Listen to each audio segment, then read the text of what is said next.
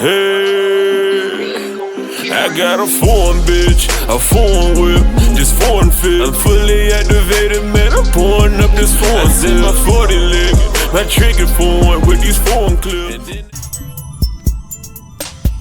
See, when I think of the brand for the culture, I think of the epitome of a hustler, a grinder, someone that gotta wear multiple hats when they boss up, you know. You gotta work when nobody else is around, when nobody else is there. You gotta be on it. You gotta be your own secretary. You gotta be your own delivery person. You gotta be your own engineer, your own photographer. And that's what I think of. And see, you see me, like, I grind. That's why they call me Mr. Make It Happen, you feel me?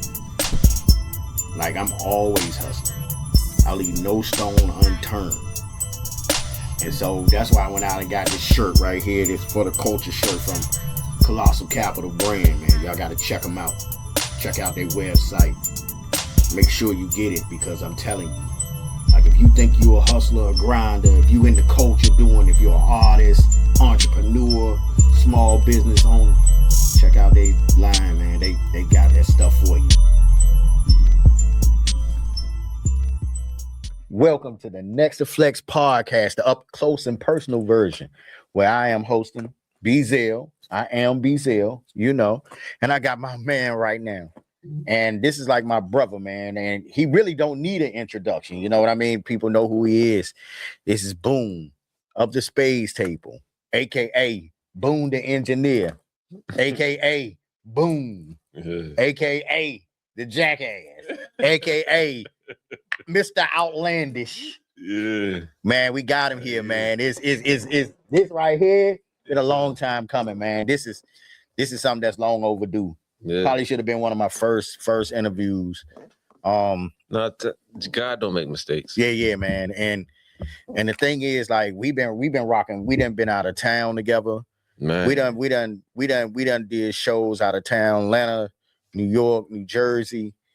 We done been all around. One thing I will say, as a man, I will say anything you've ever stamped your name on it, it has physically happened. I will say that. Yeah. So that means we got some work to do. Yeah. But we're gonna get into that later. You know, they don't know what's coming. Oh no, we got some. They will. Yeah, definitely. Definitely. Man, let's take it back to the early days, man. Let's take it back to when I first met you? No, before that. Let's take it back to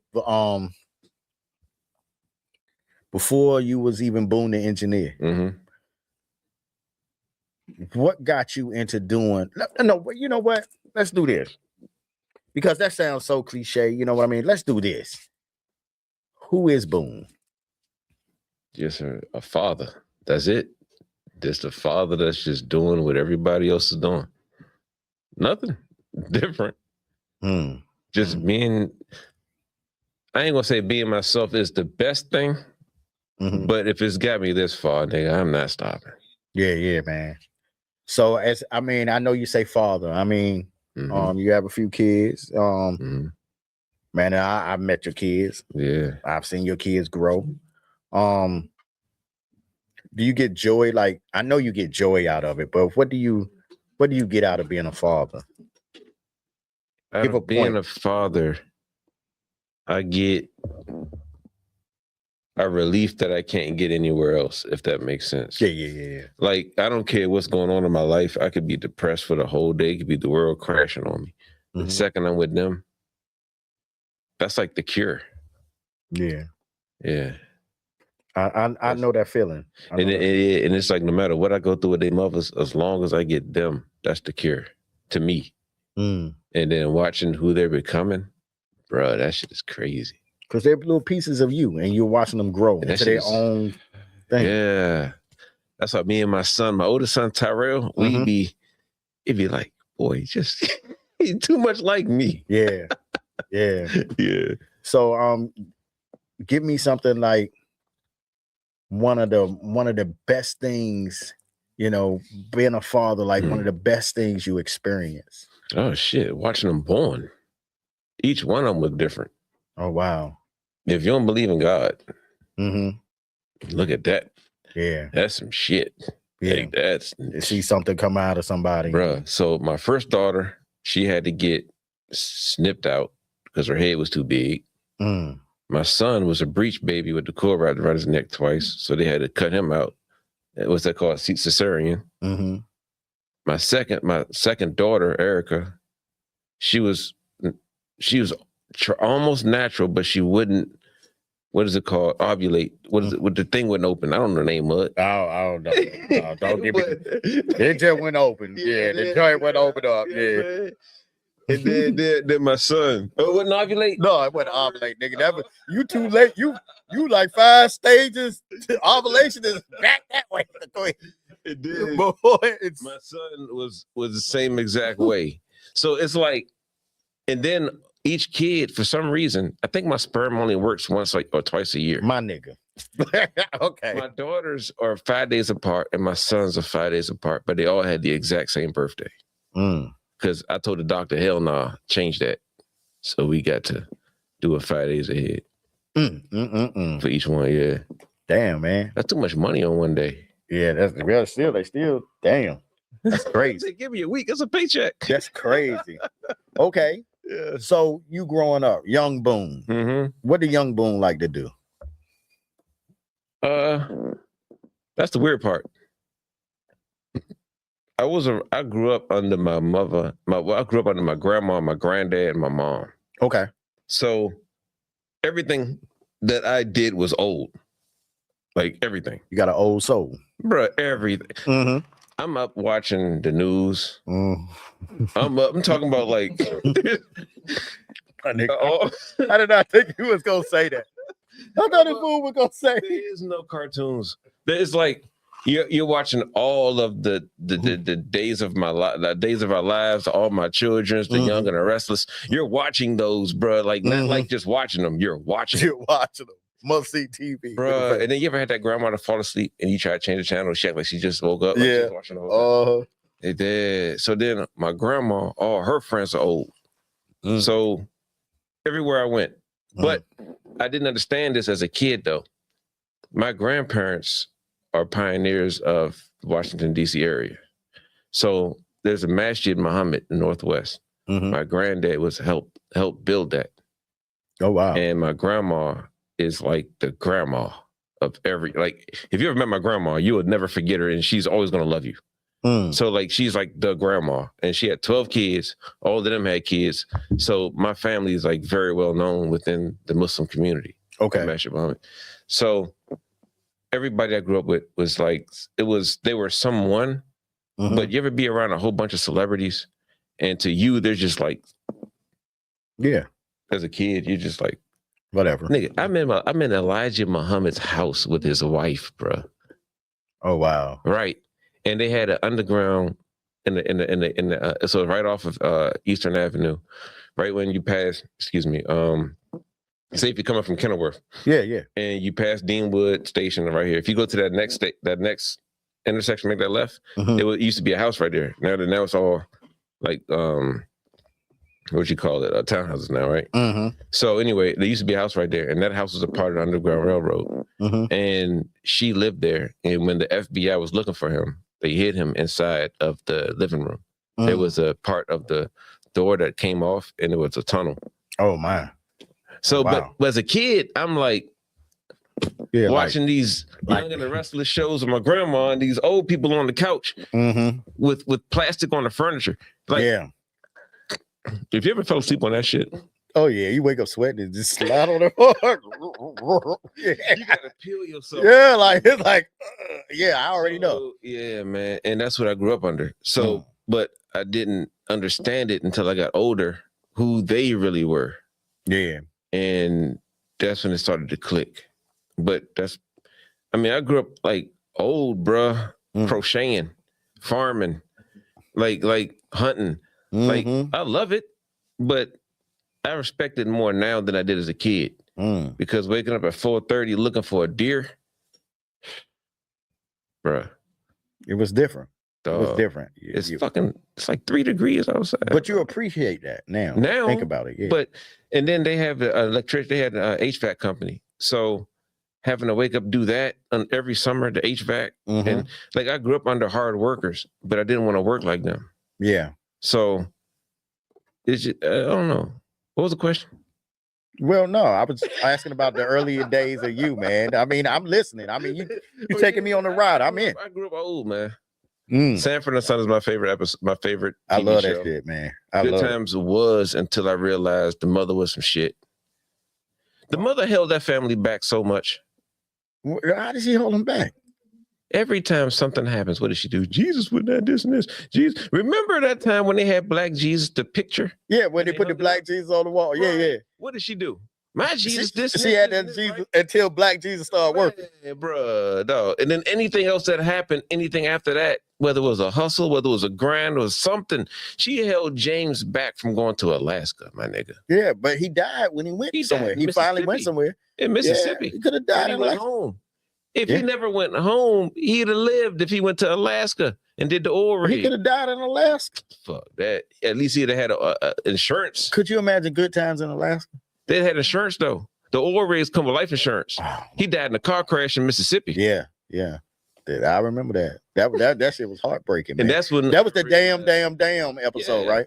But that was when I realized they had to kill him because at the end of the day, Good Times showed the hypocrisy in Section 8. Because you can't have a man inside the house and be on Section 8. Yeah. But when I grew up with older people, I didn't see that until I saw it. Mm-hmm. So, like, I guess growing up with them, you know, so you have, like you said, an older soul. But that's deep to me, man, because we talk about Black fathers, right? Mm-hmm. And talk about, you know, Black fathers not being in people's lives and stuff like that, right? Mm-hmm. And when you say fathers, that doesn't necessarily mean the one that procreated it. To be the person that's there. Yeah, exactly. Mm-hmm. So and see a big word. You were there. The thing is, and we're not gonna get too deep into it because this is a later time. But the system really make it for Black men as dads to lose. You feel what I'm saying? And you look at these old shows. Mm-hmm. You look at these old shows where you did see the father in the household, mm-hmm. and you saw a lot of things like the dads being there, right. And they were there. On shows, on TV. On TV. Right. Okay. On TV. But people saw it. Mm-hmm. Then I think network programming, they took it out of that. They took it out of that. People mm-hmm. didn't see it that much anymore. You know what I mean? And even back, if you go back to the slave days, like when a man was with a woman or whatever, massa would come in and have what he wanted to. You had to be a strong Black man then. You feel me? Lynch system. Yeah. Or they sold you off to another property or whatever you was. Get into that. They always took the Black man, they made the Black man feel like he wasn't the head of the household. You feel what I'm saying mm-hmm. with that? Even now, like when women in the country, you can get a home for fucking $1, $2, $3 a month, but you can't have a man in the home or whatever. You would take the shoes. You got to hide the shoes because you couldn't have the shoes in the house or whatever. The father couldn't, and it showed that he couldn't be in the home. You feel what I'm saying? Couldn't be no evidence in the home. You feel me? But it always made the women feel like, hell, I can do better, or woman, I could do better without you. I can be better without you. That's the dumb ones. But if they feeding it to them all the time, yeah. But that's the dumb ones. The smart ones. They don't want that. They don't see that. The smart ones woke up. Like I'm not going to say that today's society is preaching. I don't know. They're pushing that. They're pushing the narrative. Yeah. The ones that go against the narrative are the ones you want to hang with. Yeah. Because they can't be lied to. Yeah, I got it. You understand? But the ones that's like, oh, this and this, and you ain't boss. Leave that alone, bro. Mm-hmm. You know what I'm saying? Trust me, you could find 8 more that's just leave like that alone, bro. Yeah. You know what I'm saying? But I don't know, like I believe that in today's time, because of what we went through. Mm-hmm. All right, so of course they had the whole take the man out the household as slavery and all of that, right? Yeah. But as time went on, that's when the government got involved, and that's took the man out of the home. Take the man out of the household. Right. Yeah. So that happened, I want to say around what, the 70s, 80s? Mm-hmm. So that's the babies we are. Mm-hmm. We are better fathers that's ever, we are the best fathers that has ever been in existence. You think so? I know so. Why would you say that though? Because no set of people on this earth have ever been stripped from their fathers and then had the effect of it. And then we know the effect of it. And then when we have our kids, they will never know that feeling. Mm-hmm. Yeah. You understand? Because even like now, like truthfully, I have children by different women, right? Mm-hmm. I kind of raised myself. I came up raising myself. I grew up in a decent home. You know, I had a stepfather. You know, I mean, it was a little different, right? Than my real father, right? My real father, when I went to Georgia to get to know him, he died. I seen my father take his last breath. You feel what I'm saying? Sorry to hear. Yeah. So basically, with that being said, you know, I said that in a song. 17 years old, Pop's fate in my hand, standing by his bedside, about to piss in my pants. Devil in his ear saying that you're hating the man because I'm thinking about the child support that was never taken by hand. You feel what I'm saying? I said that shit. Yeah. So but my thing is, I got to know him for a little while. You know what I mean? Like when I got down there. But so my question for you is, before I cut you off, right? Mm-hmm. When you got to know him, right? I don't care how long it's been since y'all had y'all situation, or y'all ain't talking a minute, right? Yeah. When y'all got to know each other, did you feel good at the end of the day? Yeah, I felt great. Because I got answers that I needed to know. And I found some things out about me and why I moved that way. You feel what I'm saying? And I, like I said, it's always different sides of the story than it's, people say is your side, this side, and then the truth or real side. You feel me? So I did get to see, why he moved a certain kind of way. And because I got to understand that, when it became my time in life, you feel what I'm saying? My problem was, being honest, I chose the wrong type of women. I still was the common denominator, but I would have the great one right here. You feel me? But I would gravitate to this one right here. The hoe? Nah, she wouldn't. I wouldn't say the hoe because I got children about someone. But no, not the hoe. But I would gravitate to one that wasn't for me. He wasn't for me. You know what I mean? The fun one. Yeah. But she wasn't for me. Well, I don't have to pay child support no more. They're grown now. But she wasn't for me. Right. So my thing is, it didn't last long. But in that time of lasting, we had a child. You feel what I'm saying? That part. Yeah, that thing. And a lot of times I even, I got children by multiple women. I tried to stay. You know what I mean? But when you start compromising who you are or having to go through physical things and stuff like that, and it's like, this is not what it is. Bro, it was hard. It was real hard. It didn't make me no different. You feel what I'm saying? It didn't make me no different than the next person, because I was a better father than a lot of people were that was in the household, because I would get off work at 3 a.m. and because because this one wouldn't meet me, the other one wouldn't meet me. You feel me? You pick this one up over here, you got to pick this one up. You feel me? And I did those things. I did the things driving it. Even when I moved up here, they were like, well, you moved up there and your kids in Georgia. Yeah, but I wasn't in the home anyway, right? But I was driving down there, getting them, bringing them on holidays, the trips, all that stuff together, going down there doing a Super Bowl on Super Bowl day, going down there before the Super Bowl started, and I was back home, doing those things, right? Memories. So my thing is, I think when we saw our parents, we always wanted to upgrade of being better than our parent. You feel what I'm saying? Being better than our father, or you feel what I'm saying? But I think they make it so much. They make it harder. And I'm not. When you say they, the system make it harder. System? It makes it. I don't believe so. You don't think the system make it harder? The only reason why I say this, I went through a custody battle within the last 2 years. Okay. The way that the law system is set up now versus the way it used to be set up within the state of Maryland. Maryland has the strictest laws when it comes to child support. Oh, yeah, definitely. Anything. It's the strictest. We are the strictest state to live, actually live in. But the thing is, we're so used to living here that we don't feel like it's so strict. Mm-hmm. So when we go to another state, it feels so free. Yeah. You know Yeah, it's free. Yeah. So, but the way that a Maryland law is set up now, I don't know who the judge is. It's this lady. I don't know who she was, but when I was going through my custody case, she just got appointed, whatever her position was. Mm-hmm. And her stance was the man has to be in the child's life.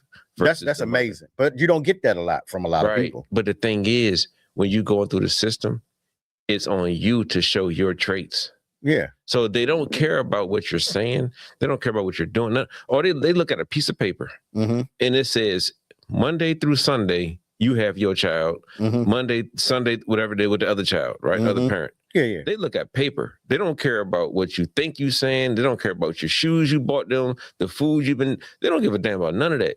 Mm-hmm. If it ain't on paper, they don't care. So the second you provide paperwork. Yeah, they could, yeah. That's it. But even with the child support, because like when I'm gonna give you a quick little story, right? Mm-hmm. When my last son, Bryson, was when my son mother found out that in Georgia. I'm about to get personal. Yeah, it's fine. Right. When she found out, and I'm not saying this is what happened, but this is how I saw it, right? Mm-hmm. She took out child support on me mm-hmm. when she found out I was having my son, right? Mm-hmm. That's how it just, I'm not saying that's what she did. I'm saying it happened in that timeline. So that's right? how it looks. Yeah. Mm-hmm. So I've never been through the system.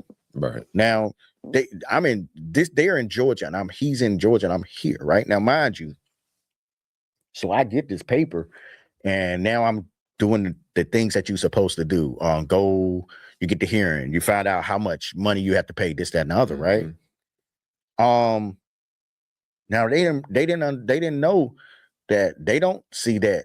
Oh, before I was raising my son, like my son mother. Yeah, I know my son mother was it's a long story. It's a lot that people don't know about me, but I had my son 2 years old. I had my son myself. You feel me? Mm-hmm. You feel me?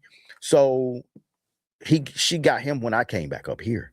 You feel me? Right. So with that being said, they put me through the changes and they was like, well, you got to pay this much. This is how much it's going to be. And I'm saying, okay, right? Everything is cool. Then without a lawyer, right? Without a lawyer. Okay. So all of a sudden they was like, you're going to have a court date, but if you agree with this, such and such. So I'm thinking, if I agree with it, I don't have to go to court, right? Right. I go to Georgia to get my son after this, right? I missed the court date. I thought that I agreed to it. I went to the court. I thought that I agreed to everything. It was good. But going to the court was to finalize it because I never been through it. Mm. So while I was getting my son, bringing him back up here with me, I missed a court date, right? Next thing you know, they come knocking at my door and they like, yo, they locked me up, right? You now answered the door. My parents, because that's the time so I was like, so with that being said, I got out, right? I got out that day. But the crazy thing is, I told him, I was like, while I had a court date, which I didn't know it was like my court date. You feel what I'm saying? Because I already went to court and they already gave me these channels. I've never been through this child support thing a day in my life, right? Mm-hmm. So when they call me in and I'm talking to the people in the child support in Upper Marlboro, the little court place and so this is not Temple Hills joint. This is when you go in for the hearing and the court, all that. So I'm talking to them, they treat me like a number, like a nothing. And I'm like, I you know what? I said, hey, and I don't want to get in trouble, right? So I'm not gonna say no name. But I was like, hold on, because I was feeling the vibe. So I was like, yo, I'm none of this. Whoever you think that you getting in here, I'm none of that. Let me tell you who I am. Mm-hmm. And I told her who I was. I said, just give me a couple minutes. Let me tell you who I am. Mm-hmm. And by the time when I finished with her, I had her phone number, her information, and everything. Mm-hmm. Cool as shit. We got real cool. Next thing you know, she wasn't even my caseworker anymore. But cool as shit, man. But because they treat you, they already have a preconceived notion of you're a fucked up dude. Is somebody putting you on child? You know what that is? Why? Because the other 80 niggas they just dealt with was fucked up, and then you come along as a good nigga, but and you got them. They caught you with it, bro. Yeah, my last name's Z, nigga. So I'm going through a divorce right now, right? Mm-hmm. I'm gonna tell you how gangster this bitch is. I don't mean to. She knows I respect her when I say this. God damn it, nigga. Okay, right. So The marshal come knock on my door. No, the sheriffs. It's Maryland. Knock on my door, right? This is like 4:30 in the morning, bro. I'm asleep. I don't even hear the knock. Like, I'm dead asleep, right? She come lay in the bed. She's like, yeah, sheriff's at the door. I said, oh, yeah? I said, what you do? He said, nothing. It went right back to sleep, bro. And it was just like, you ever had like a moment where you and your girl just connect on that moment where it's just like, yeah, this bitch is, you know what I'm saying? So like we, it was like 4:30.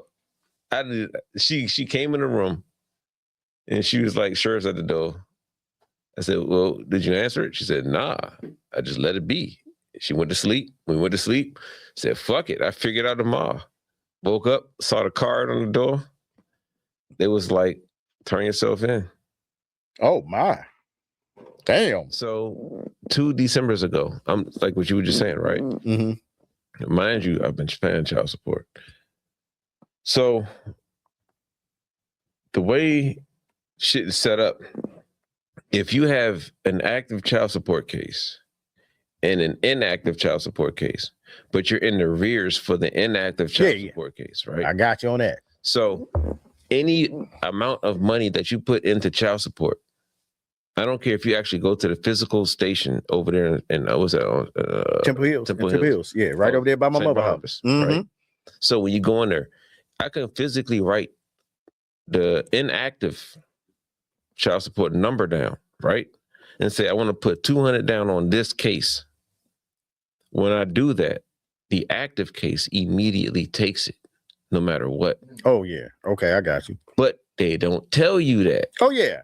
So the law changed in February, right? My court date was in like April or some shit like this. We go to court. They telling me this shit. I'm like, bro, I just spent like almost $4,000-5,000, bro. Like, there's no way. I have receipts. There's no way. I go to court, right? I put all this money. When I tell you, bro, every week, I'm dropping shit off, bro, because I know my case is coming. You know how it is before you get to your case, you try to hurry up. And they don't give a fuck about that. They know what you're doing. But whatever, right? I'm dropping this shit off. I go to my case, bro. Me and my baby, I said, right, that's what show. They say $0. So who the fuck? Oh, bro. You ain't pay shit. I said 0. They said since February, this is party like you ain't pay shit. And you know you've been paid. Because the law changed. So the active case took everything, took my taxes, took everything, bro. I know. And they said I gave her $0. $0, but you was giving it to the inactive. So look, let me tell you like this, right? She goes off. You bitch ass goes off. She goes off so much. I can hear the keys coming from, you know that sound when you know you're about to get locked up? You can hear the keys coming down the hall. Like I heard a whole bunch of keys running. Coming towards me, right?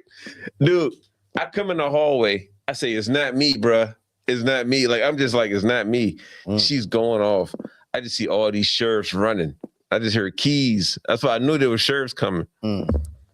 Man, dog, the court system is made for you to fail if you allow it to let you fail. Yeah, definitely. But you always got to do your paperwork too. Be on top of it. Because I'm gonna be real. Like, so I was an independent contractor, right? And an independent contractor, they don't take the money out of your check, right? I did this when I first became. So you had 1088. Yeah. So is it 1089? Or 1089? Was it 1099? So she know the stuff. Yeah. So, but thing is, I didn't know. I had just became an independent contractor, right? And I was an independent contractor at the airport before I became the dispatcher there. So what I did was, when I was going through the child support thing, they wanted all my information from the airport, right? So I gave them all the information. And I'm thinking they taking money out because I'm looking at my airport check and it look a little slight, you know what I mean? But not reading all the way into it, you know what I mean? Like you should read your stuff, right? Yeah. And 8 months go down the road and said they ain't took nothing out. And I got an arrears now. I'm like, yo, wait a minute, right? As an independent contractor, you you have to pay into it. It can't come out of your check. You feel what I'm saying? It don't come out your check like that. You have to pay into it. But when I got my lawsuit, it paid my arrears off. They took it. But the thing is, you got child support in Georgia, and Georgia's communicating to Maryland. When they took my money, because they was like, well, they're gonna take some out from your child support before they pay you your settlement. They're gonna take some of your money. Jamal, can you get that? They're gonna take some of your money before you get a lawsuit. Like, say you get hit and Big Al or Top Dog Law, before they pay you. If you have an arrears, if you owe child support or whatever, they're gonna take. Oh, yeah, right. So it wasn't much on arrears that I owed anyway, but they got it. But I was done. I was done with child support. Everything was done. Everything was clear, and I was cool with that. Right? Don't win the lottery. Yeah, you can't win nothing. So but the thing was, they tried to take it out twice because Georgia tried to take it and Maryland tried to take it. You feel what I'm saying? So I was like, hold on, I got my paperwork. And I had to call down there, call that. So what I'm saying is, you got to be on top of your stuff. You can't just accept anything people tell you. And anything in life, child support, anything. You have to read your paperwork. But enough of that. That's depressing. You know what's crazy is? What's up? I don't believe in the answer no. You don't believe in boy, your ass going to jail. I don't believe in no. You don't believe in no. Not when it comes to your life. Okay. So I'm not talking about, of course, no means no. No means no. Yes. Stop means stop. Yeah, I got you on that part. But when it comes to the actual life, I feel like that movie, Yes Man, was the greatest movie I've ever watched in my life. Okay. Because at the end of the day, it shows every time you say no, every opportunity you've ever missed. You know what I'm saying? So every time you say, nah, I ain't doing this. You ever had a situation where somebody introduced you to a place and you don't go, and then you find out who was there and you wish you were there? Oh, yeah. It's happened a few times. Or then when you do go, you was glad that you went because it was that one person you should have met. Like the time I met you. You want to get into when you met me. How you meet me, Boone? Shit. I mean, you want to do this? How you meet me, Boone? I met you on 9th and U Street. It was at the Axum Lounge. Tell you about this boy. So back then we was illegal. So we were smoking in the parking lot in the alley part, right? These feds come out of nowhere, bro. I just read up. I had everything on me. Like, I'm thinking I'm about to sell out in the club, right? These feds, it was 3 of them, right? It was three of them was a big black dude, an Asian dude, and a white girl. It was an Asian. It was a girl. I couldn't remember but I remember the Asian. Go ahead. Dude, so the feds come up, they're like, now mind you, I was drunk. Go ahead. Yeah, I was drunk. Go ahead. They're like, we can smell it. Who got it? I'm looking at this big ass gate. It's this gate that's like 10 feet tall. Think you gonna hop the gate. I can't. I'm thinking like, all right, if I run, I gotta hop this gate, right? But if I hop that gate, it's another gate behind that gate. Go hop that gate. So I'm just like, shit. Right? This nigga Bzell. He starts fornicating with his car. Not fornicating. I was gyrating on the car to get their attention.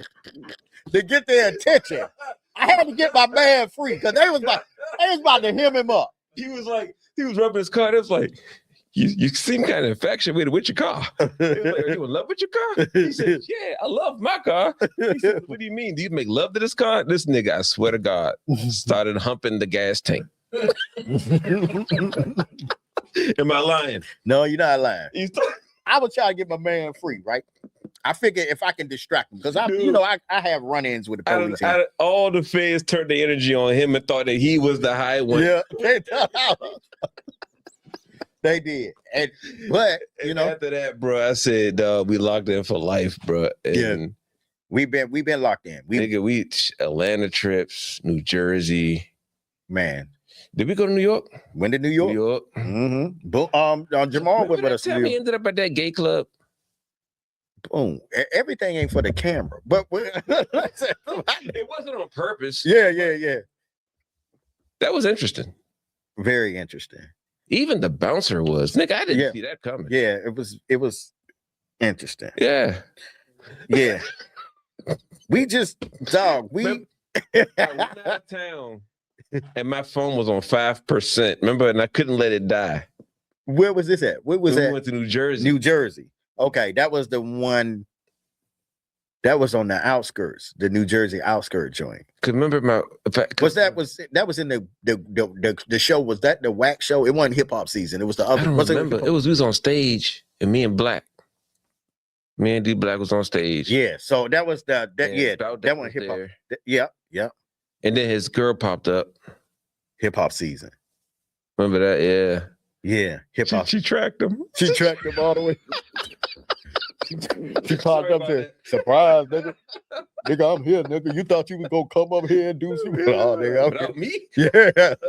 Yeah. But dude, I met Benzino. I almost got in a fight because you left me. Damn, nigga, you just put me all out there. You left me and Black. So this is a crazy story.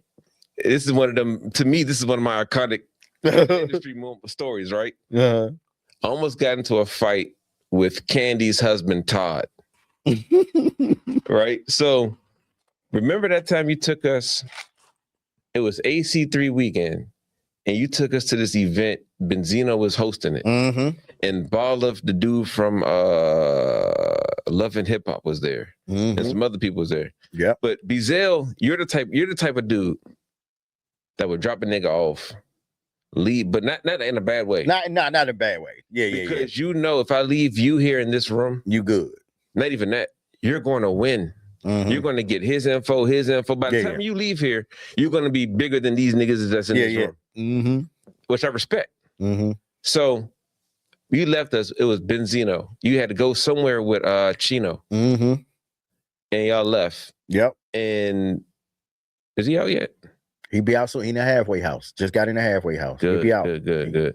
So you left us there. That's when I got cool with Benzino. That very next day, you did the same shit again.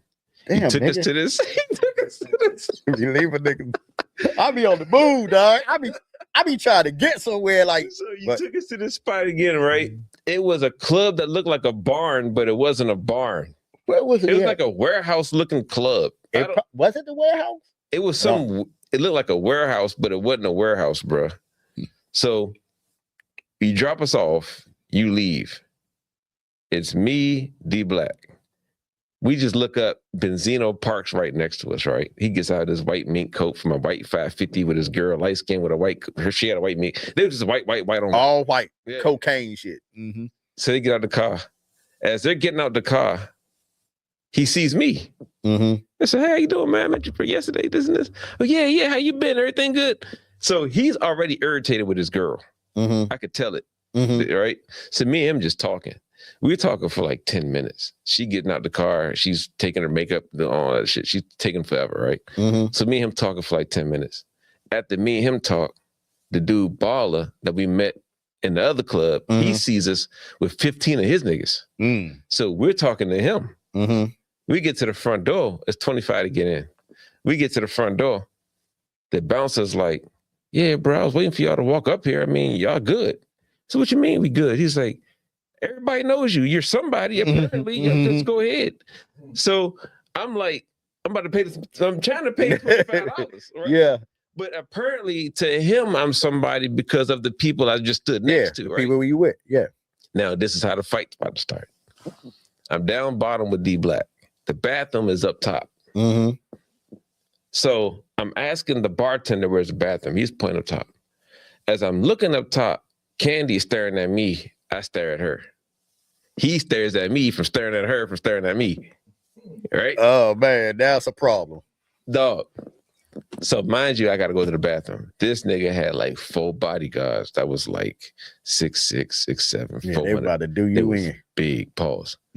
So I walk up the joint. I tell Black, I say, "I'm about to go to the bathroom. I'll be back." All right. I go to the bathroom. The nigga Todd bumped me with the shoulder charge, with a little shoulder charge, right? Like the, Yeah, because the bathroom was right next to him. I gotta go. You got to go through there. He's thinking, I guess I'm coming to her. I'm going to the bathroom, right? He hit me with the little shoulder jump. Bro, I go in the bathroom. I lock the door. My phone dies. I couldn't call Black. I know I'm about to, in my mind, I'm about to fight these niggas when I open this door. Black chilling somewhere. He just chilling, probably smoking. I can't call nobody, bro. You fight for your life. So look, I used the bathroom, right? This is the longest piss of my life. I'm taking it. Make some extra come out. I'm like, I'm thinking about, remember that movie Hurricane? When you put all the wraps on his face? Yeah. I'm thinking about, all right, should I wrap up? Should I? You're trying to get yourself together. I said, look, I know when I open this door, they about to beat you. I said, all I can pray for is Black to look up and see that it's me. Oh, they about to get you. I open the door, bro. All four of them stand at the front of the door. And Todd little ass is So picture Tutu and Todd. Right? I ignored these niggas. I say, look, in my mind, if I can at least get to him and do at least, if I can just touch him once, I won. Yep. Right? So I ignored these niggas, walked through them niggas, saw him, and just walked through them, right? And when I did it, I don't know whoever was with them, they was with Benzino. And they was like, nah, that's a good nigga, he good. Damn. You know what I'm saying? Yeah, that made that. They say that's age. Bro, I get so look. In my mind, right? I'm like, in my mind, I'm like, yeah, nigga. In your mind, you better not say that. I'm like, don't look back. Yeah. Don't look back. That means you fucked up the whole movie scene, right? You gotta keep going. You gotta keep going. You gotta keep going. I act like I didn't hear him say you good. I had to keep going. You had to walk it out. I get down with Black. I was like, Black didn't know shit was going on. He probably high as a motherfucker. Nothing. This nigga's rolling a J. Meanwhile, because you know he don't drink. Yeah, he don't drink this shit. Nigga, oh my God, bruh. You ever had that one friend that you just can't take nowhere? Yeah, all the time. Me and this nigga Black. Did he tell you about our trip home that day? That time? We went through a fucking Trump rally, bruh. We ended up going through a Trump rally. And we had to get. I can imagine that. We had to stop for gas in South Carolina. Oh yeah, I heard about that. Yeah. We go to this gas station. We on E. I'm talking about like E. Yeah, all the way. It was just. I'm in the Suburban. When E is E, E is E. Yeah. I say, dude, I don't think this for us. Nigga, I'm talking about. It was endless skinheads around us, pickup trucks with the flags. It was everything but a Nazi sign. They say, yup. They probably got a dog named Duke in the back on the deck. Dude, everything, bro. And this nigga Black is eating chicken. Yeah, man. Fuck these niggas. Oh, man. Oh, don't even know. Oh, man. Oh, So, man. look, I try to go get gas. I say, all right, look, Black, if you riding with it, I'm riding with it, bro. Fuck it. I go to the gas yard to go get gas, bro. They're like, we ain't got no gas. Oh, man. But everybody's filling up their cars. They ain't got no gas. Not for you. Not for me. Did it say whites? Did it say whites only? It was only guys, right? Yeah, man. But dog, that was funny. But that got to be some of the best things. Like, and I'm gonna get in segue into the music thing with you, right? Boone the Engineer, man. What got you into engineering? Death. Almost died. So I had a motorcycle accident, and when I was laying in I call it my deathbed because that's when my life changed. Okay. So I laid there for 7 days in PG hospital. And I was like, when I get up, I'm going to do something I've never done before. I'm going to do it. It was one of two things. Learn how to play basketball with my left hand because my right hand was broke. I couldn't do shit with it. Or become an engineer, open a studio. The basketball shit, I kind of got over it. They weren't working for you. But I didn't know nothing about owning a music studio, bro. Like nothing. I didn't know how to engineer, nothing. A friend of mine, his name is KB the Engineer. KB Michael. Well, no, KB the Engineer. Yeah, KB. He literally took and bought every piece of equipment that I needed to have. I paid for it, of course. Yeah. But he got you. Put everything together. Everything in order. And I ain't know how to operate none of it. Mm-hmm. Like none of it, bro. I'm on YouTube trying to, none of it. And the engineer that I had that was supposed to do it ended up flaking on me. And if you just put 30,000, imagine you open up this whole studio, bro. Mm-hmm. And the nigga that's supposed to run it for you back out. What are you gonna do? Mm-hmm. You put 30,000 into this bitch, bro. You gonna sit here and cry about the shit, or you gonna learn how to do that camera, shit. That mic, that TV. You gonna learn that shit, bro. That's what I did. And keep fucking up, because the more fuck ups you do now, the least you do later. Yeah. Keep fucking up. I don't believe in failure, bro. Keep fucking up. That's life. And that's what made Boone the Engineer. Nigga, that's how Moses crossed the river. Keep fucking up. But he fucking up, he crossed the river. Yeah. I'm telling you, bro, the more fuck ups you do now, the least you do later. That's what I tell my kids. So that's the reason why I'm not hard on them. Because you made that decision. Live with it. Okay. You did it. Live with it. What you crying for? You made that choice. That's your grades. That's your name on that paper. Don't look at me. So when you became the engineer, right? And you were recording, were you the artist recording yourself, or you? Nah, I was some shit. So you were recording other people. Yeah, I was recording. I started off so my very first artist that I started recording his name was Marley Boy. His name Crank Mob on Instagram. Tokyo Crow was next. Tokyo Crow put me on the scene. Crow, that's a brother, that's a friend that I could never find ever again in life. He, I can't explain it, bro, but you ever had a friend at your lowest in life when you know that he's lower than you? Damn. I'm not saying like lower than you, but I'm just saying I'm like keep you, nigga. No, but I'm just saying like think about when he lost his mom. Yeah. You know what I'm saying? Yeah. That nigga still made me smile, bro. Yeah. Crow is, I would say this, like, Crow is a brother to me. You feel me? Like, I've known Crow from way back. You feel me? Doing music. He's family. He came in for an interview. You know what I mean? It's funny how all our circles intertwine. But yeah, Crow is he's one of a kind, bro. He's a good person, man. One of a kind. He's funny. He funny as shit too. You know what I mean? But then we went from best friends to him actually being my brother because he married my sister. Yeah, he married your sister. I remember that. And then they divorced. Then they got divorced. That's weird. They being your friend and marry your sister. Friend. Yeah. So look, I told both of them, I said, look, if it don't work, you ain't got nothing to do with that shit. I've been in that situation too. You know what I'm saying? I told my sister too. Put your growing panties on. This is my friend. If y'all don't work, are they cool today? Nah. I'm not gonna say. I will say this: if there was ever a time where they passed, I'm sorry. There's no issue. Yeah. But it's not like I'm calling you to see what you're doing. Not like that. But if there's ever like I'm at the grocery store, like, oh shit, it's you. There's not an issue. Yeah, I feel you. So okay, after you recorded Crow for a while, you was doing that. It was Big O. Big O, yeah, Big Paper Chaser. Big Paper Chaser. It was Big O, Trey 5, and Tizzle from BPC. After them came Ziggy and Mooney. That was hard working EMT. So what I did was I found a method. The method is this. If you start your business, one client turns into 2, turns into 6. Definitely. Word of mouth. And that's how I did it, bro. Every time Crow hit the stage, instant reaction from the crowd. Every time he finished his set, I need studio time. Yeah. Oh yeah, definitely. And then he gonna show that love. Yeah. Then the BPC with Big O and everything. Still to this day, y'all need studio time.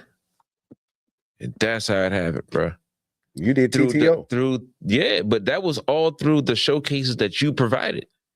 Because the showcases of today ain't the showcases we had then compared to now, not even comparable. It's funny because like I don't really talk about those days no more, right? Dude, that's that you should. People don't understand. Like every once in a while I want to pop out. You know what I mean? And say like, let me show you what I used to do. You feel what I'm saying? But the thing is that now compared to what it was, Three Kings, you, Eddie, and Tor, right? Man, R.I.P. to Twan, but bruh, yes, like that was a moment in history to me. Mm-hmm. I was my first time coming to the Island Cafe. Nigga, I almost pissed on myself, but I was nervous. I was the first one there. Bishop Twan, I met him. Yeah, man, be here 8:30. This. I get there, bruh. I'm the first nigga in the club. The owner's not even here, bruh. Oh, wow, yeah. The DJ set up. Yeah. Remember Cat? Mm-hmm. Cat's my brother, Cat. Cat was the DJ? Yep. Yeah, I remember Cat was the DJ. Cat went from being an artist to the DJ. You know, Tokyo was part of the group Money Hungry. I forgot about that. Yeah, oh, man, that shit was so funny, man. I got a story with Mills fighting Cree, the DMV dolls outside, and oh my God, that shit was funny as a mother. That's when he moved to Atlanta. Yeah, man. Right? Yeah. He moved to Atlanta. Yeah, different things happen, but yeah, man. Okay, so getting to that first time Island Cafe, what happened? I was the first one there. I watched every single person perform. No, you were last. They put you last. The first one they Brian. I watched Chaos, Tokyo Crow. You know, Chaos on track with me. Couple tracks. With me. Yeah. Oh, that's right. So when I say I'm last, you're the last nigga. Everyone's leaving. Yeah, that's like a tough spot. Yeah, you had to pay your dues. I was the only one there when I got there. You was a rapper. I was the only one there when I was performing. Oh man! And Twan say, "Yeah, man, next performance you're free. When you come in on me." Yeah, because he knew he had to make it right. So when I came to the next performance, you know that nigga told me $10. Oh, my nigga. Twan was wild. But my thing is, that's my man, though, bro. That's my man. I love Twan, and I'm gonna tell you, man. Like we had some issues, but my issue was, you know me. I never wanted to charge people to move up on a list. I never took $1 for a person to move up. Me and Twan had different things. Twan would take a couple dollars for a person to move up. I wasn't doing that. Yeah, I felt as though if you came on time, you did your slot. We did slots. We would email you your slot or text you your slot and tell you your time. You know, my shit was different. When you did turntables, that was like the dopest spot. Turntable in Tropicalia. Yeah. Until that fight happened at turntables, I was there for that one. Yeah, man. I was there for that one. Of course, you know, when you talking about the time when they had Tri-Gang was on the when the girls was fighting and dude in the alley got hit in the face with it. With the brick? It wasn't a brick, it was his fist. No, somebody got hit with a brick. I was there. Well, when he went to the hospital leaking? With half his face broke. Oh, yeah. It was his fist, bro. That nigga said. Yeah, man. I don't mean to laugh. He said 1,200. Bow. Oh, man. Oh, damn. Hey, bro, when he hit him so hard, the whole fight stopped. The girl stopped fighting. It was like, nigga, when he hit him, I've never in my life heard that before. Yeah, man. I was like, the fight started inside because Mr. Maurice, the owner of the club, he got hit. He was asleep, and somebody throwing bottles and hit him in the head. He was asleep. They got him up there, man. I'm like, man, they fighting. I'm trying to break it up, bro. Man, yeah, man. It was like that was horrible, man, because I was trying to open doors for people, and it was like, man, it was my headaches, you know. Ask them that fight there, you know. It was a lot of places I did. I really didn't have a lot of fights at places, but it was like right back to back them situations. Yeah, you're right. Because Axum dude got kicked into the car door. I forgot about that. Yeah, Redback. Well, what about the dude that got hit outside the turntable and flipped him up in the air? He got going across the street. He got hit by the car. Bloom, flipped up. Damn, I don't remember that one. Yeah, that shit was crazy, dog. Flew. I was like, oh my God, this nigga died in front of me. Yeah. Yeah, but like I said, back then the showcases was cool, you know, but the fucked up thing, not the fucked up thing, the great thing was you was recording everybody. Like everybody. Everybody. It was like, boom, my engineer, boom, my engineer. You know, then we locked in with Black. And we was doing our thing. We was on the radio, doing the radio, going out of town to shows. And it could have went even bigger. We could have went bigger. It Black could have is a dope artist. Dope. Black is it's bigger than, like, you know that. Me, you, and Black, it's like a chemistry and Chino. You know what I mean? It's we family. Like when we was locked in, we was locked in. Like people was like they was winning to get on the radio and stuff. We didn't win. We didn't have to win. You feel what I'm saying? We did it. We just they fucked with us. Me and Black, we did a whole mixtape together. Yeah, I know. And we did 2. So the whole 2 mixtapes were made in Cali. Yeah. And we talked about everything we literally just did in Cali. Like every song was literally. That's dope. When I say what we just, like, we literally just did it, filmed it, recorded it. From, anyway, I'm incriminating myself. But you know what I'm saying? Everything we did. Yeah. And it was just like the dopest music to me, bro, because it was too authentic. Yeah. You know so with that being said, man, is there any regrets that you had in the music? None? None. I don't make them. Who was your favorite artist you ever recorded? Gorilla Zoe. Gorilla Zoe. The reason why that is because, of course, Crow and everybody else, but the reason why Zoe is because I almost committed suicide.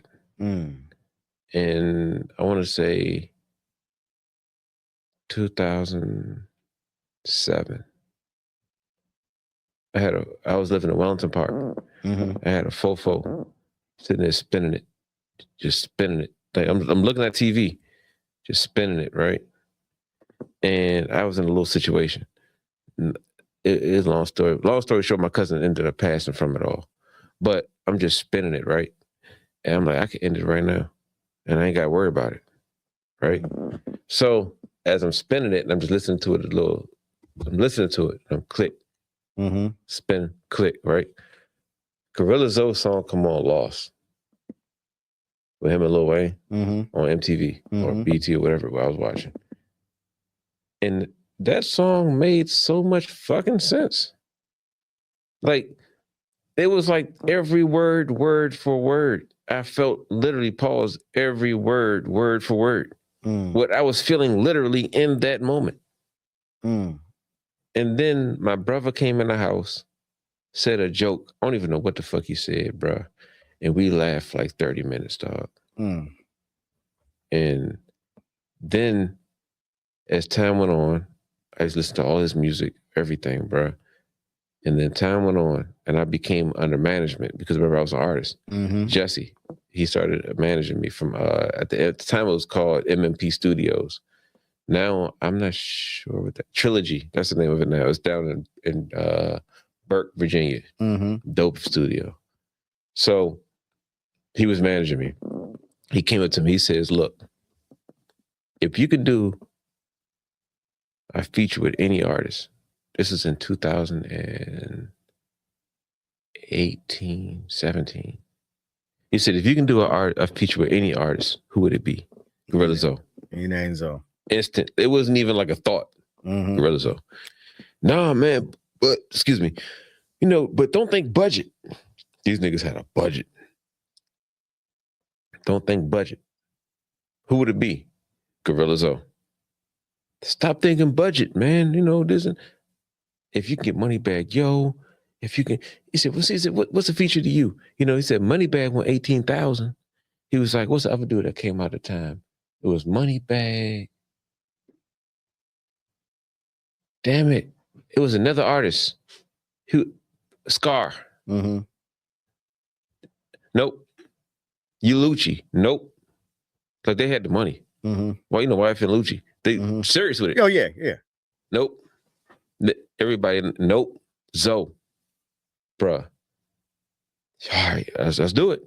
Next thing I know, a week later, Alex Acosta, he films for Flow Rider. And Flow Rider and Zoe are cousins, ironically. As Flow Rider's coming into town, Zoe is with Flow. So Alex put links in with Jesse. Let's put it together. I made the song called Surrounded. Zoe comes to the studio. He had to do 4 features that night.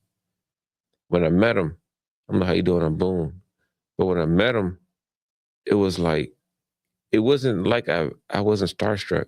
Yeah. it was like, and I've seen y'all together, you know, right? Because it's natural, bro. It's not a. Mm-hmm. You ever met somebody and you instantly became family? Mm-hmm. He's that. Yeah. So when I met him, it was family. It's literally what you see when you see us with together. It was just like that, bro. Day one. And yeah, y'all got a good chemistry. And then we did the song together. And then he went under management with Jesse. They took me on the road. We went to Denver. Been to Texas with Atlanta, North Carolina. Everywhere with this nigga, bro. Yeah, I know. Y'all were going there. I got more trips coming up. Yeah, we went to the club with y'all, St. E's and shit like that. Like, you see how it's it's good. It's organic. Yeah. Well, okay. I'm gonna ask you. He's probably one of the greatest ones. I'm gonna and I want to get into that. I want to get into a couple more things before we end it up because it's so much. Okay, so I noticed that you had Zoe because you brought him to the Spades Table. Right. Was that your first episode on the Spades Table? With Zoe? Mm-hmm. No. With Flock. Flock was your first episode. Big Flock. Yeah. Then after Big Flock, it was Waffle and Jay. Mm-hmm. Funny Jay too funny. Jay too funny. Yep. Then I remember it was Zoe. Mm-hmm. Well, I'm a fun fact. After Row. Because I know how you got on the Space Table, but how you get up? What happened? What you arguing with your best friend? Yep. Yeah. He said, I quit, nigga. He said, you quit, nigga, you're fired. Yeah. And he was like, fuck it. Put Boone on the table. And then I was like, the fuck?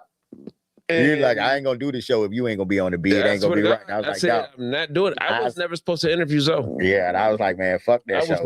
You were supposed to interview Zoe. Yep. And I was like, I'm not gonna be on it. I said, you was like, the only way you're gonna do it is if you do it. I was like, man, fuck that. Yep. I was like, man, because it was you and Mike D'Angelo. Mm-hmm. Mike D'Angelo joint. And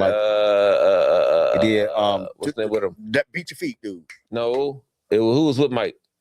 Oh no, with that one, Mike D'Angelo and dark skin. God damn it, why I can't about OG. He an OG. Don't get me to fucking up, man. Damn. God damn it. Mike D'Angelo was the main then when I see him, I'm always dog. And I hate though you put me on the spot because I'm not supposed to forget this one. That part. And then watch 3:30 in the morning and wake up. Like, I'm gonna text me. It was man, we're gonna edit this shit. But anyway, it was right after that, right? And then we did Sherelle Rowe. And then you did Jay Too Funny. But anyway, long story short, let's get into the Spades Table real quick. Mm-hmm. Let's get into it. As I know the cast. Who is the cast? The actual people on the table. So physically on the table, it's me, pause. Physically on the table is me, P, Row. Then you got behind me, pause again. It's, I'm always gonna say pause. Mm-hmm.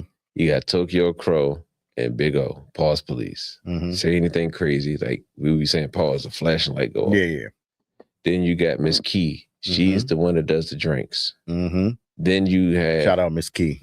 Key Happy Hour. Then you got Isaac and Al that does the filming and audio. Mm-hmm. Then you got Lene, that's the production producer, the Miss Gray, the coordinator of everything. Then you got Lachelle. She is the behind the scenes sneaky shooter that shoots all our behind the scenes videos. Her and Twin Behind the Lens. Then you got Alex. Alex is the assistant of. He do the sound, right? Of sound and he rap too, right? No. That's Al. That's Al. Okay. Right. That he does the assistance for them. Then you have Razor, which is the actual shop owner of the place. Then you damn, y'all goddamn, it's more than a table, it's a spades buff. It's a situation, bro. God damn. Y'all got a damn when we was doing the spades table, it was a dream, a nigga with a dream, and Lene and Isaac. And about that. About that was the DJ. Yeah, about that was the DJ. Yeah. About that is one of the dopest DJs That nigga just started DJing a couple years ago. I can't even tell. Yeah, because It's in him. Pause. It's in him. It's in him. He might not want to manage, but he a DJ. Yeah, DJ. Yeah. He's about that. Yeah, I said that coming straight to you. But yeah, but he a DJ. He went out of town with us too. That's my boy. That's Rocket. That's my brother. But yeah, man. I mean, y'all have had a lot of dope interviews on that. Yeah, we just had the money. We had that was dope. That was dope. You know what that was dope. Waiting to get a midget porn star. Your infatuations with midgets is small people. It's crazy. But they're technically midgets on the category. Can you say midgets? The category in porn says midget. You can't say midgets, man. But the category says it. Okay, but it's small people. Your infatuation. If you go on porn and put in small people, you know what you're gonna get? What? Oh, I'm not putting it in, so I wouldn't know. Let me know. My nigga. I tried. Okay, Pause. Okay. That's what happened. So that's why I know it's considered midget. So y'all want to get some small people on the space table? Are y'all gonna give them booster seats? No, I just want a midget porn star on the space table. Sherelle gonna let y'all have that? She ain't got no choice. If she's worth it. Mm-hmm. Okay. I got questions.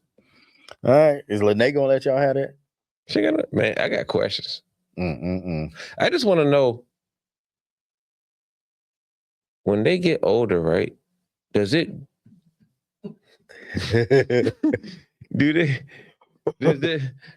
vaginal area grow with them? Or is it like normal size? Boom.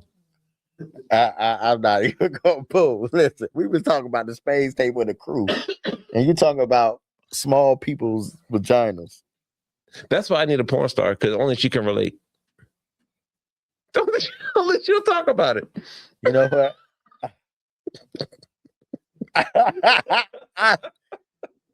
Hey, P and Ro, I feel your pain right now. Listen. Oh, yeah, I get fired every episode. Oh my God. Yeah. So we just did an interview on Big Mouth. Mm-hmm. Yeah, I know. I saw that. I saw that y'all did an interview. Well, we got to talk about threesomes.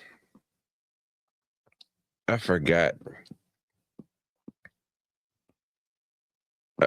You know how you just go into a whole conversation and it's like how you forget the cameras is on and we're just talking. Mm-hmm. I forgot back in the day, me and my mans hit a blend, right? So I'm telling them, like, whatever, I forgot, and she's not letting it go. The second you even touch on the topic, bro, I try to drop it. No. All I can say is, bro, if you ever decide you're married, you're not doing this. If whoever listens to this, if you ever decide to go through that route, turn the lights off. Go what route? If you and your man's in, gonna hit turn the lights off. Well, I wouldn't. Just turn the lights off. Okay. Make it as dark as you can, bro. I don't want to be in a completely dark room with another man. Yeah, he just made it worse. He just made it. The fuck? Like, you know what? Boom. I'm gonna try to segue the best way I can. I don't know how we got down this road from business to dark rooms with men. It wasn't a dark room with men. She was there. You see, you got to don't take out the main denominator in this equation. Man, I got you, man. Okay. Oh man. Where do we come back from this? Like, how do we come back from this? Easy. What's the wildest situation you've been in, Boone? Why did I answer this? So when you say wildest, do you mean wildest as in almost losing my life wildest? No, just wildest wild situation. It could be with a woman. With a woman? Okay. I had a stalker. I had a stalker. You had a stalker? I had a stalker. I had a real stalker before, right? At your show. Did I know her? No. Okay. I met her. Matter of fact, I was at your show at Axum with TTO. We did the TTO shit, right? This is when I was on lean real hard back in the day. So every time I performed, I had to drink water because lean. It.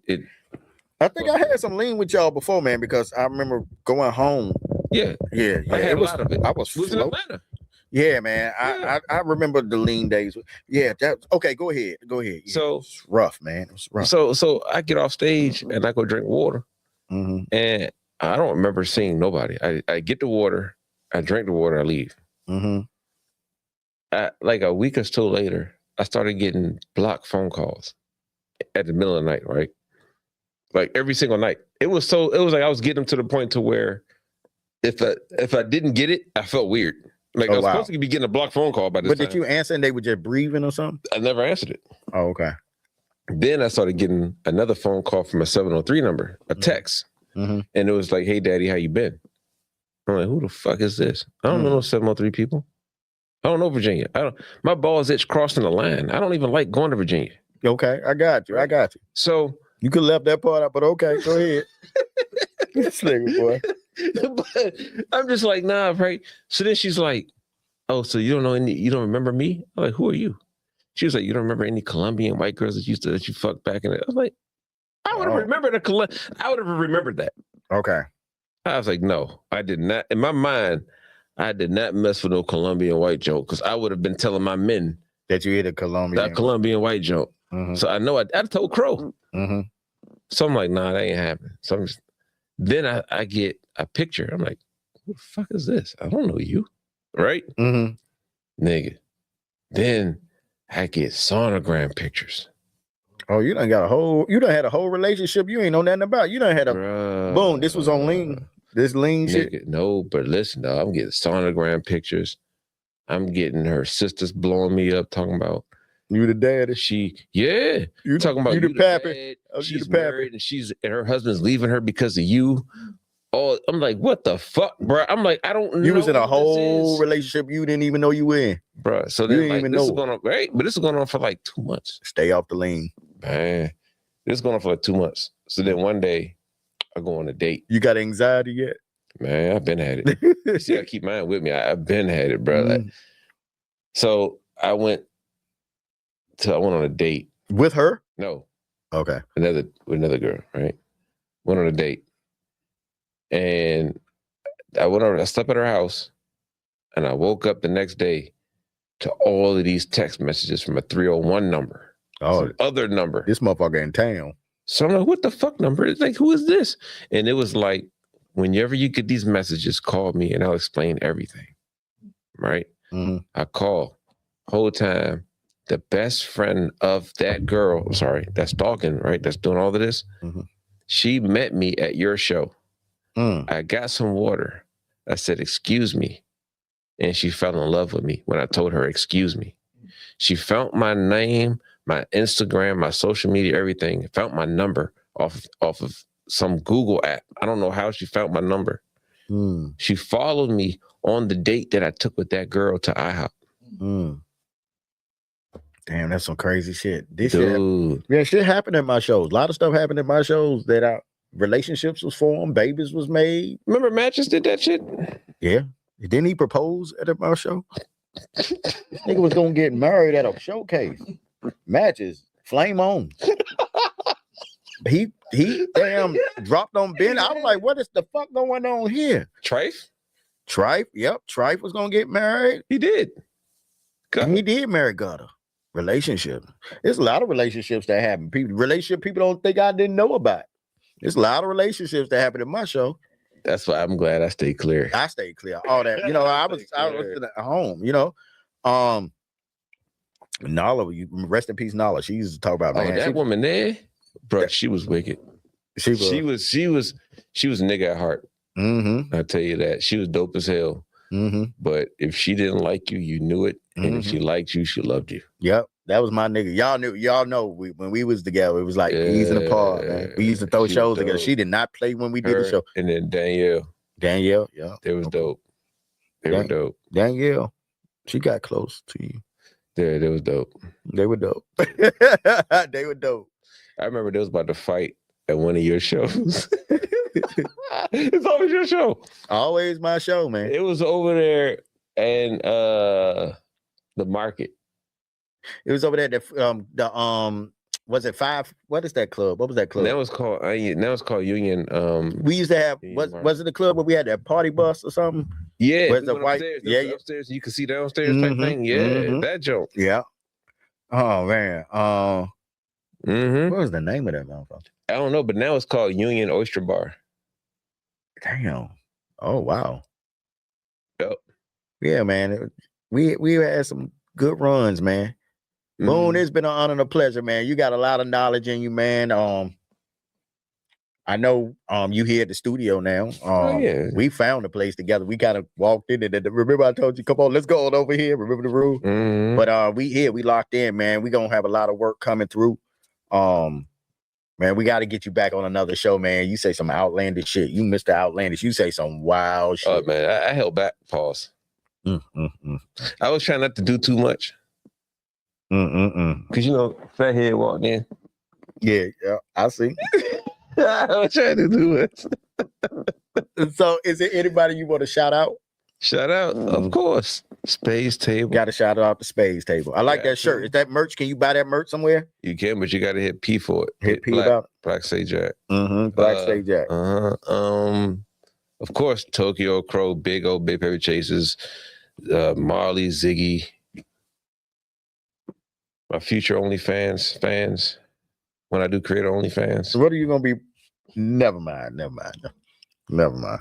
What? I'm only showing shape ups. We're not showing nothing sexual, Just shape ups. That's the sexiest thing on a man. Boom shape ups. So what? But what about? What if they? Never mind. It's only shape ups. You're not gonna be showing your feet or nothing. Nah, your feet ain't that pretty.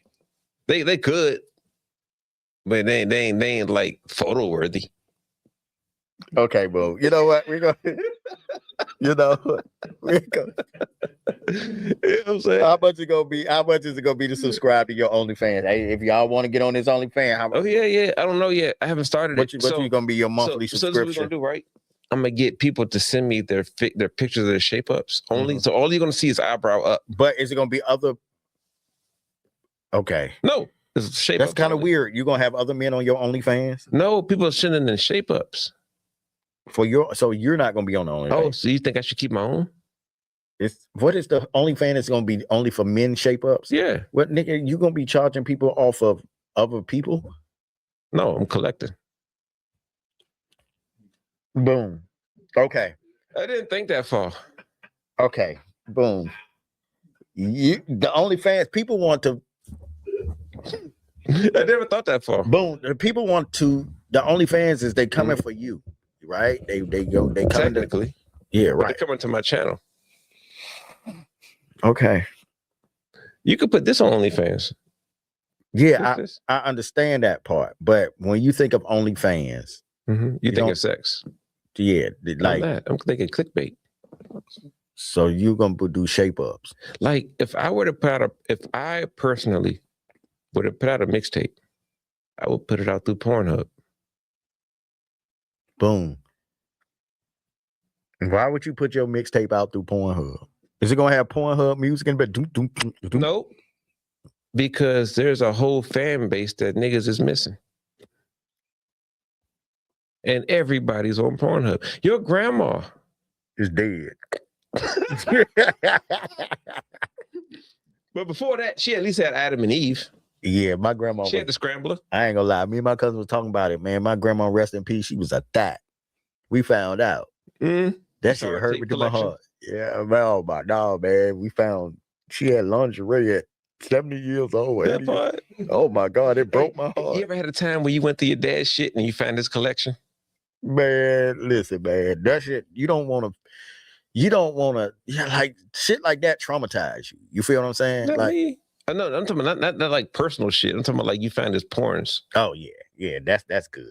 That's my real father. I did. Yeah, that's what I got into Asian chicks. You found Asian chicks. That's when I got into them. I didn't know. Your dad like Asian chicks? Apparently. I didn't know. And then remember the tape when you got to rewind the tape back to the same number so he didn't know you watched it. Yeah, so you got to see. You know about the VHS joint? You got to go back. You know they didn't watch it. Yeah. Yeah, my nigga. Oh my God. You Boone. People could talk to you all night. We're not gonna do this. Oh, no. Yeah. Yeah, we're not gonna do this. I did some wild shit though. You're gonna get OnlyFans. We learned this tonight. We We learned how me and you linked. We learned about your car. The car, of course. We learned about the fights at the clubs. We learned about your favorite artist recording. Mm-hmm. We learned about child support. We learned about your obsession. Well, we already knew about your obsession with little people. I don't have an obsession with little people. You bring up little They're people. They're just so interesting. Well, what is that then? When is the last time you seen one? The last time I saw one, they get one worker at the Marshalls up there by my house. Right. Because my son is autistic and he ran into him. And my son saw him and he was like, and I'm so embarrassed. And Bryson say whatever the fuck he wants. I was like, that's a little person. It's a midget. Bryson. You can't say that, Bryson. Sorry. And then, you know, he's autistic, so he gonna keep repeating it and jumping and laughing. It just make it worse. So, yeah. But bless his heart. Like, Bryson is my son. I envy that because being autistic, you say what the fuck you want. You don't give a fuck. You don't care. And we always try to want to conform the world and want more for them for the world and to understand. But really, they are the gifted ones where is you should look at their lens. You worry about how they gonna feel or how they gonna this, and really, they don't be giving a fuck about some of the shit. And they say what they mean and mean what they say, right? Yeah, man. You know how you know God has a sense of humor? What? He invented dwarfs. Oh my God. Now you think about it. God invented dwarfs. That's how you know God has a sense of humor. Why you pick the dwarf out of everything? A regular man-sized head. Boom. Okay. So we're not gonna do this. Wait. I don't mean to laugh. Okay, so we not gonna get. I know, miss out. Okay, all right, man. So I'm not gonna get you canceled. I'm sorry. Yeah, we're not gonna. But okay, so it's been an honor and a pleasure, man. Where to find you, Boone? Where can we find you? Oh, I just started a Facebook today. I got a new phone. You on Facebook? Nigga, I got a new phone today. How many friends you got on Facebook? None. Okay. 0. Okay. What is your name? What is your name on Facebook? Oh, Michael Douglas. You went back to your name. I know. I said put your name. I was.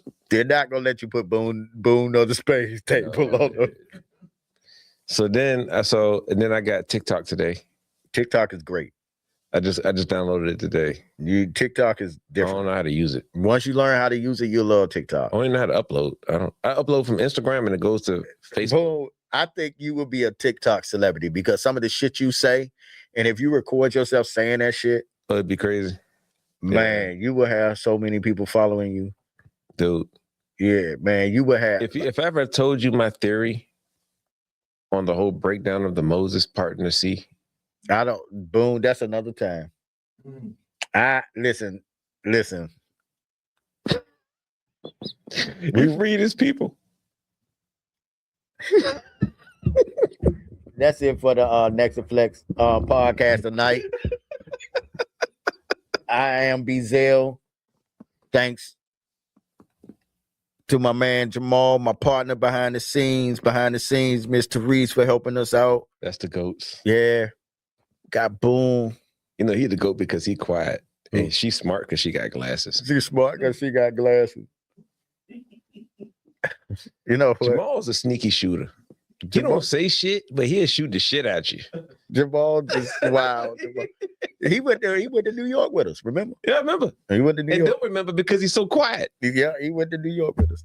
Yeah, and left. He went to Philly before we went back home. He went to Philly. Yeah, he said, fuck y'all. Nah, he said he had to go make another move in Philly. I was like, well, damn it, man. All right, man. Man.